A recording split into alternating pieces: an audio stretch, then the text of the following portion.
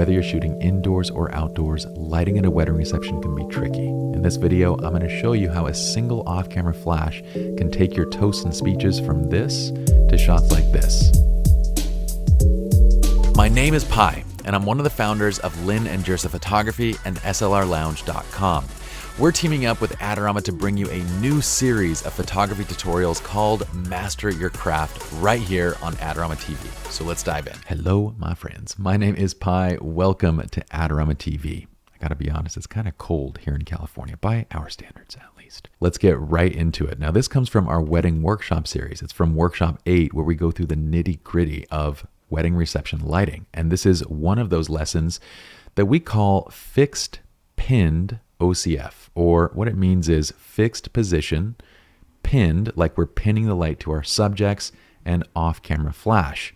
And I call it the best lighting option. Really, I don't think there's such a thing as best, but it is my favorite lighting option when it comes to toasts and speeches and this type of stuff. And let's start with the overall goal first. I mean, what are we trying to do?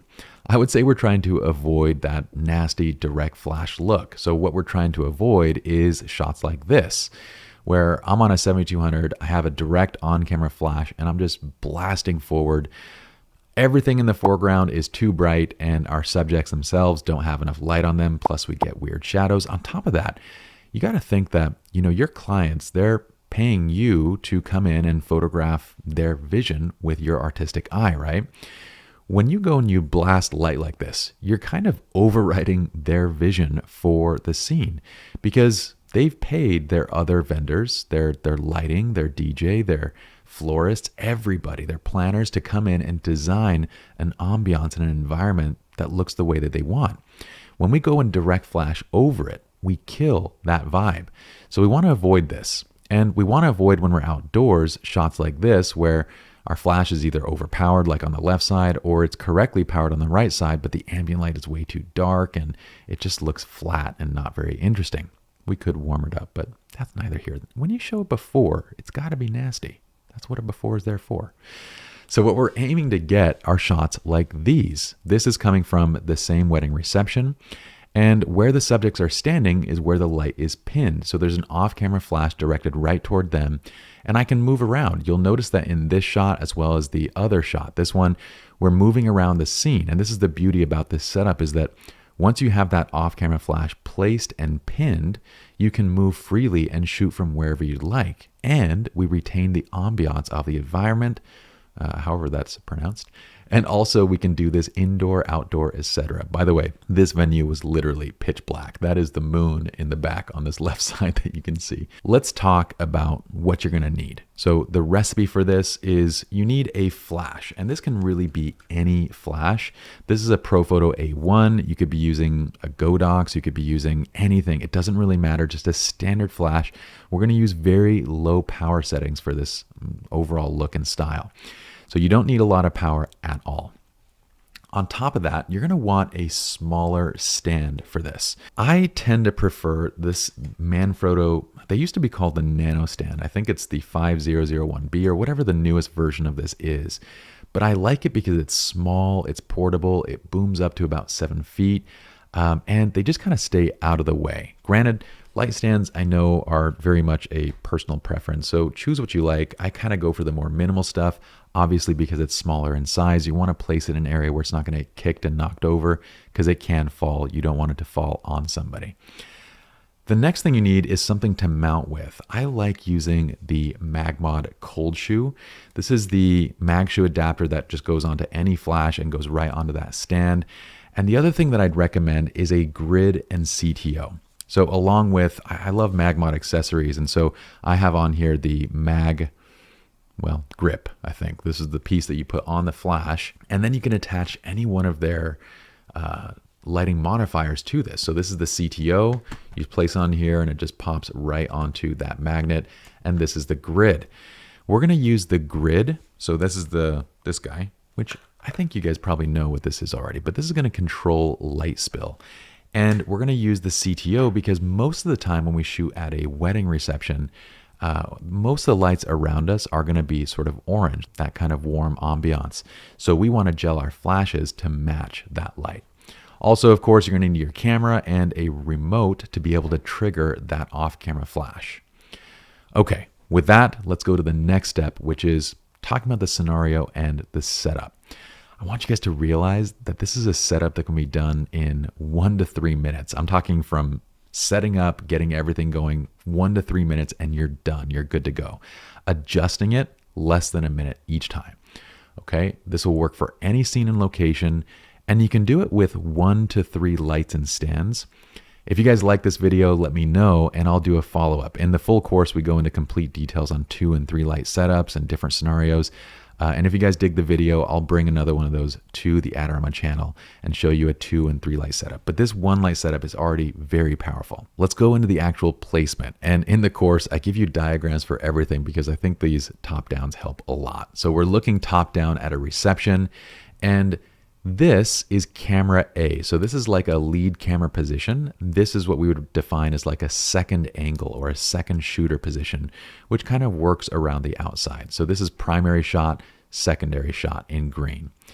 B is the positioning of the flash, and there we have our subject and the bride and the groom. This is kind of assuming that maybe they're sitting up on a stage or wherever the bride and groom might be, and the person giving the toast or the speech is standing in front on the dance floor, which is pretty typical. What I want you to do is set up that flash so that it's maybe 20 to 30 feet. This is going to depend on the size of the reception hall that you're working in, but 20 to 30 feet away, and you're angling it so it kind of shoots in between these people, right? So what we're doing is basically using the spill on the light to sort of cover both sides. And I'm having you position it a few feet away because we want to think about the inverse square law, meaning we need it to be a little bit further, because if it's too close to the person giving the toast, they're going to be very bright and the people in the back are going to be very dark. So we want it to be a little bit further back, and you're just going to power up the setting a little bit. Here's what I'm going to say. Use your zoom as your first level of control. So zoom is on the flash. You're going to be able to actually zoom and kind of pull the light in or widen out the angle of the light. Use that as your first level of control to control spill. Your second is going to be the grid. So if you're hitting too much of the background, too much of the scene, you're going to pop the grid on. I like to kind of just default with the grid, and then if I need more spill, I'll take it off as needed. But a good place to start in terms of camera settings is 1600 ISO, let's say f2.8, you're on a faster lens, maybe 1/160th of a setting for the camera shutter speed. And then for flash power, think inverse of your ISO as just a starting point. So if you're at 1600 ISO, start the flash power at 1/16th, take a test shot, and see if it needs to go up or down from there, and you're good to go. But this is going to be a great place to start. You'll take one test shot, make a small adjustment. Maybe you go up to 3200 ISO, maybe you dial up the flash power a bit, but that's it. Couple shots and you're good to go. Now you'll end up going from shots like this, the one that you see with that direct flash, to images like the one on the right side, where now you have pinned light. And this allows you to do several things. Not only is your subject going to be the brightest spot in the frame, but now you can move freely. And this brings me to the last thing. I want to give you a few extra tips in this process, right? So let's look at some of the other images that we had here. So here we have the light is actually pinned to our subject right there. And you can see that it's sort of spilling onto the bride and groom. So it's aimed directly between them. I'm standing behind the bride and groom shooting and focusing on the subject while I get this beautiful reaction of the bride kind of pointing, because she's like saying this funny thing, making fun of him, and she's pointing and going, and by the way, this is one of my favorite couples in the world. And so, yeah, we get these really great reaction moments that we wouldn't be able to get with direct flash, or if we did, we would just blast our subjects, and it's kind of obnoxious. But I can also walk around the scene and get images like this, where they're going for a toast, and I can be in the back and show the entire environment. We get our shots like this. This one's being lit from the right side. We have the flash right there, lighting our dad. And then we have the bride and groom, and when they got up to speak, I just turned the flash the other way and then went back and started shooting again. And I'm going to get into this in just 1 second. But the first tip here is don't freak out. You have time. Look, sometimes, a speaker's going to come up and they might stand in a slightly different spot. As they're transitioning, you're going to make your way over to the flash and just adjust the angle a bit. You're totally fine. In fact, while doing that, I usually like to tell the speaker, hey, it'd be great if you kind of stand right here before they start talking, of course. but you have the time to make the adjustment. And once you do, so maybe you go from this and maybe the speaker stands, somewhere a little bit further away. So you just bring the flash to the opposite side and go right back to shooting. Once you're shooting, my next piece is to move, to find shoot throughs, to find alternative angles. I want to show you the power of this because I have a second shooter, but oftentimes, as long as the toast or the speech is, a minute or more, which they usually are, they're usually actually quite a bit longer. But as long as it's not, 10 seconds, 15 seconds, I'll get my shot from one angle. I'll start from that A angle, the close up, right? Start from inside. Once I've got a good shot, good expression, then I'm going to start moving towards the outside. So this is kind of the first angle. Then I go, okay, now I'm going to move to the outside angle. And hopefully when he goes for the toast, everyone's glasses will be up, and you can see the camera settings for each of these, by the way. By the way, this one is very low for the shutter speed because it's literally pitch black outside, okay? So you can see just how dark it is because we're at 3200 ISO and 1/50th, and yeah, we're starting to pick up moonlight on ocean water. That's how dark it is outside.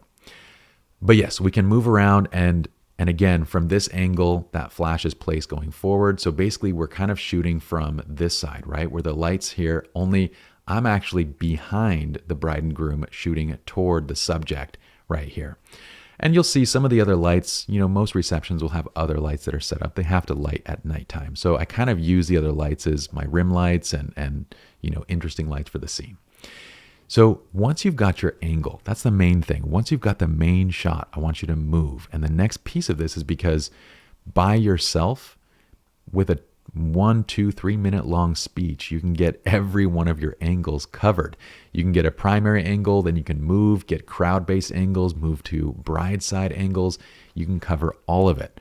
So once you've got that main shot, don't stop. Actually start moving. And if your second shooter happens to get other images, that's fantastic. But I find myself having no problem using this technique and shooting toasts and speeches and everything reception program just by myself and getting all the angles that I need in the process.